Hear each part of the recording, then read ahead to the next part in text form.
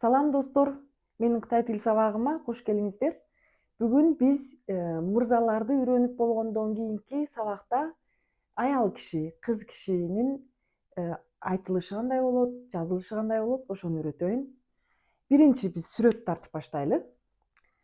Илгери апалар жоолук салынып алып, үйүндө отурушат, үйдүн оокаттарын кылышат, бутун малдаштоокуна отуруп алып,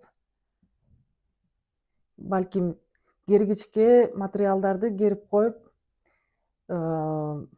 сайма сайышат же болбосо жип тийрип отурат.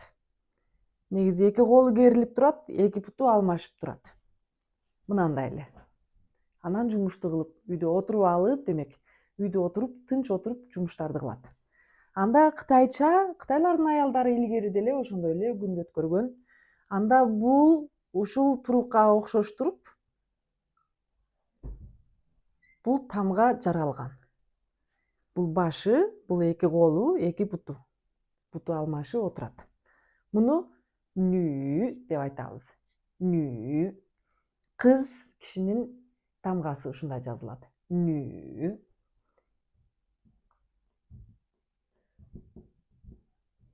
Бул тамганы үү деп окуйбуз. Биздин кыргызча үү тамгасына окшош. Үн алышы. Үчүнчү тон нүү. Нүү. Эми бул тамга 4 бурчтуу болуп жаралган эмес. Жазуу иретин үйрөтүп коеюн. 1, 2, 3, 4. Нүү деп окуйбуз. Андан мурунку сабактарда биз рын деген тамганы үйрөткөнбүз, адам деген мааниде. Рын. Экөөнү бириктирели. Нүүрын. Нүүрын кыз кишиге айтылбайт. Мунун мааниси аял киши. Турмушка чыккан, бала чакалуу болгон, үй бүлөсү бар, күйөөсү бар. Ушундай аялдарды нүүрын, 1 жаштан жогору улуу аялдарды, аял кишилерди нүүрын деп айтабыз. Нүүрын. Анда караңыздар, нүүрын, нүүрүндүн мааниси аял киши.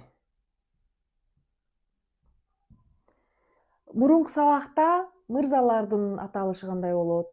Аны үйрөткөнмүн. Нанрын, нанрын.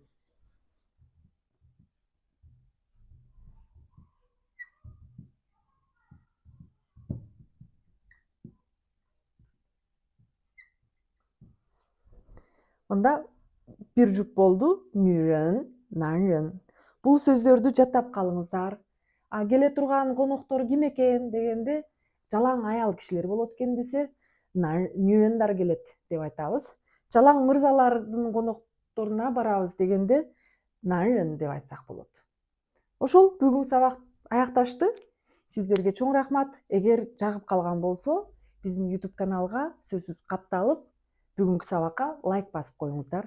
Чоң рахмат. Анан дагы бир эскертүү.